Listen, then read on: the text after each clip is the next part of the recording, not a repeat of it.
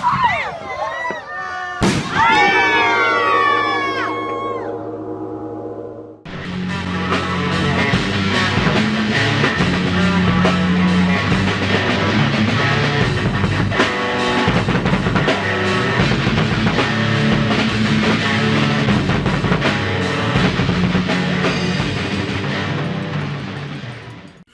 back, everybody. We've got Bernardicus returning back to the show. How are you, sir? I'm doing very well, sir. Good to be back on the show. How are you doing yourself? I'm good. I'm good. Excellent. Good to hear. So happy early Father's Day to you. That's coming up soon. That's right. And my birthday just passed on the 2nd of June. Just turned 43. So happy belated. Mine's on the 17th, coming up soon. Fellow Gemini. Thank you, sir. Thank you. Exactly. Good stuff. So how are things coming along with the project? Well, with the poetry projects, things are coming along well at the moment. I've got the first book, all the poems that I want to put in the first book, I've got them secured, got them punctuated, edited, ready to go. I'm just going to get them, copywritten. And then sometime later this month, I'm going to go ahead and start looking to get them published. Look for, a publisher that wants to, that I feel has the best deal.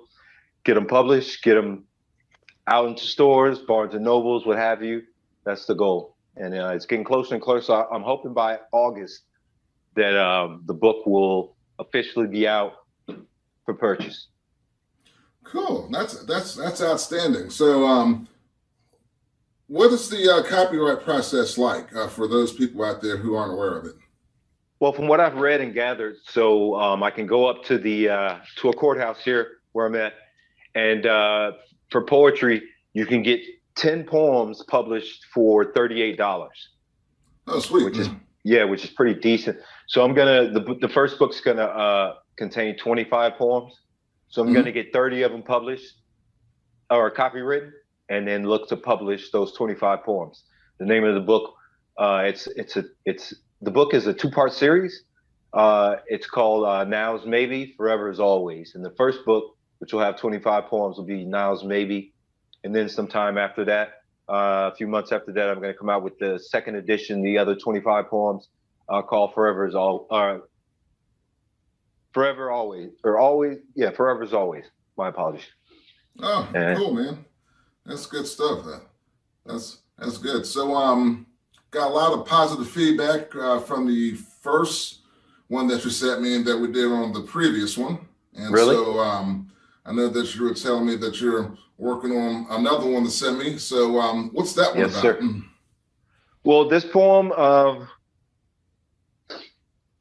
it's about duality. It's about the paradox of our lives, and just how we kind of dwell through life. That's pretty much, you'd have to hear it, Fair enough. More so what I'm saying, but that's pretty much what it's about, the paradoxes in life, currentuality and what forth. So that's what this poem is. Yeah, this poem's going to be about. Life can be funny when it comes to duality and just seems like two sides to everything, especially with such Geminis. Exactly, and that's what this poem definitely highlights, is the duality that I've noticed in life to everything. The ups and downs, the left and right, the male, the female, and the trinity of life also. That duality is surrounded by that trinity.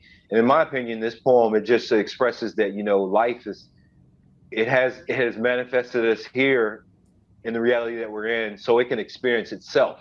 We're experiencing our lives as well, but I believe eternity, it's and the forces that have brought us to be, they're experiencing life through us, through our experiences in reality. And that's why I believe in reincarnation, that we die, we come back, the time that depends on the life before. But and that's what this poem is basically about, the duality of life, reincarnation, and how life uses us to experience infinity. So let me ask you this, because this is something that I've always wondered myself. Obviously, nobody really has the answers right now.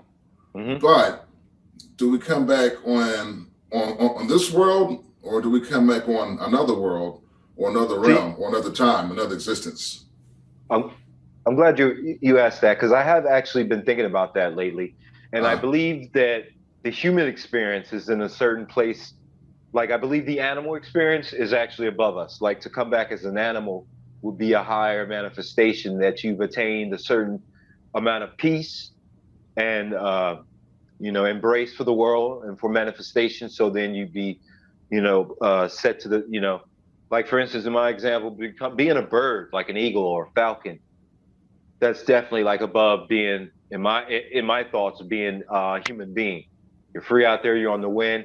You don't have to worry about a lot of the commercial and consequential, circumstantial stuff that we worry about that a lot of people let overtake their lives. Because they just have to worry about eating, feeding their young, themselves, flying throughout the sky, being safe, sleeping, eating, waking up every day. Well, we have all this just some of it just mindless nonsense seriously, every day. So writing poetry helps me to stay in nature's grace. I go out and meditate, sit in silence, enjoy, the atmosphere, enjoy my family and friends.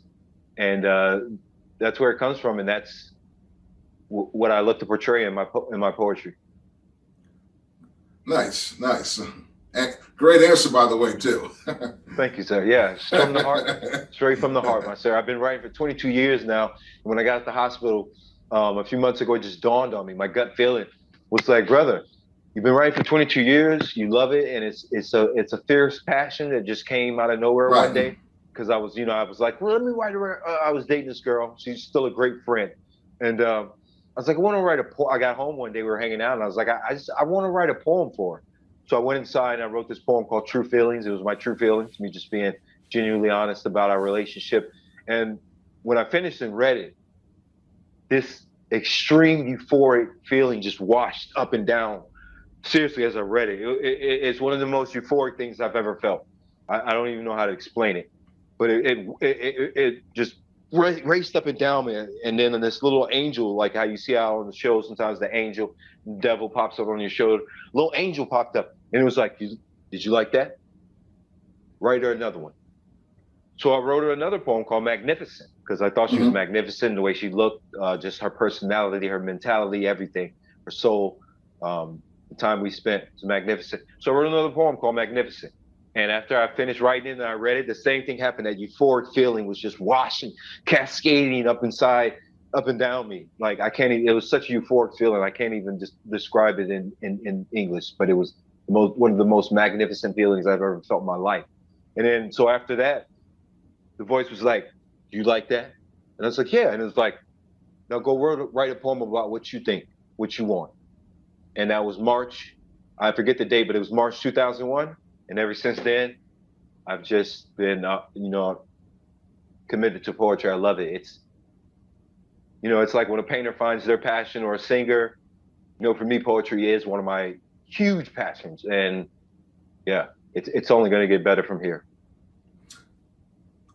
It definitely sounds like you have found your passion and found the thing that that drives you.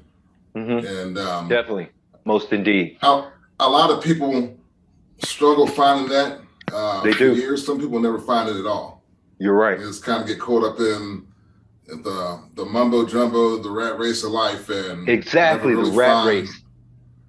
really never find their calling. Yeah, and working those jobs just over broke. Right. Yep. I'm done with that. If you're out there and you have an idea about what you want to do entrepreneurialize, do it. Those ideas don't come to us for no reason. You know, my gut feeling is like get your poetry out there, become a voice actor. You're good at it, you enjoy it, whatever you enjoy and are good at.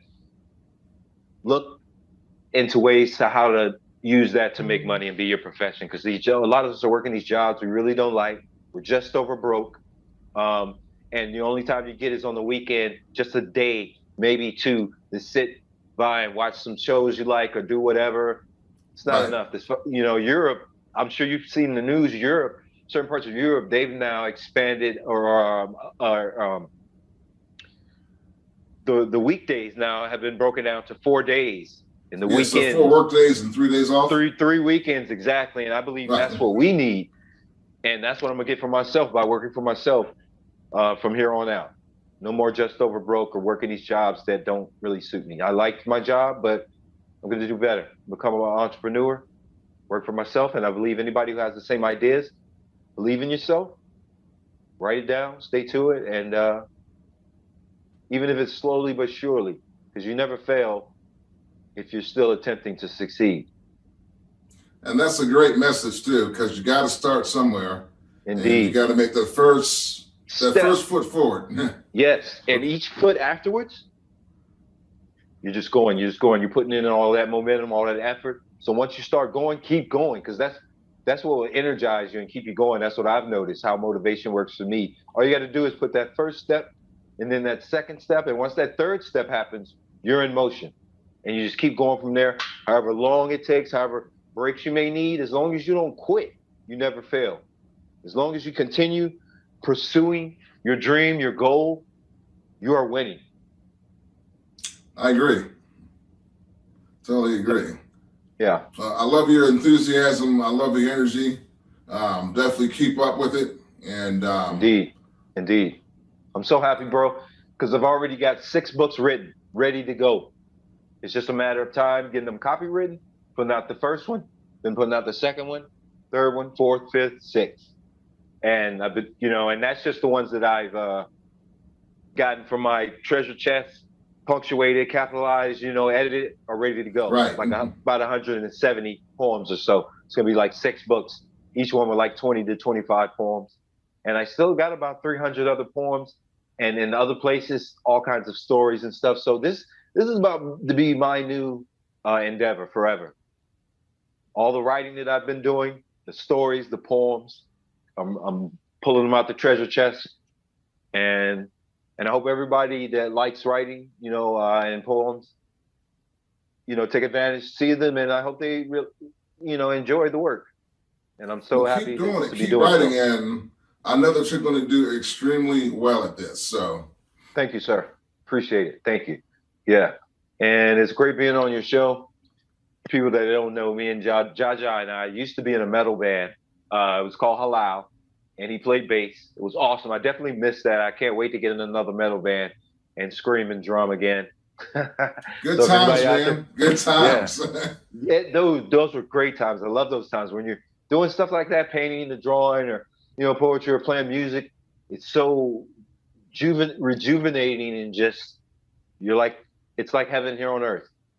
So yeah, I agree. Indeed. So yeah, I'm gonna upload my poem to Judge out here. He's gonna play it for you all, put a little music to it, and at all costs, let me know what you think, please. I hope you all enjoy it. Those that do get to view it and hear it. Bernardicus, thanks for coming back and being on the show again, and we'll do another one here real soon. Yes, sir. I look forward to it. Thank you for inviting me, Jaja. Good to hear and see from you again, sir. And I hope all is well in your life with you and your family. And I'll talk to you next time. All right, sounds good. All right, peace. All right, man. Till next time. Later. Peace.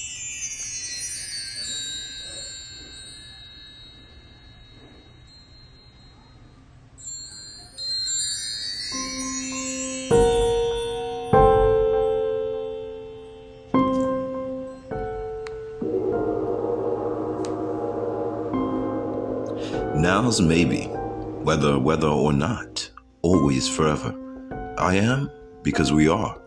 Now's maybe, forever's always, sunlight and darkness leading each and every way, transporting whether or not.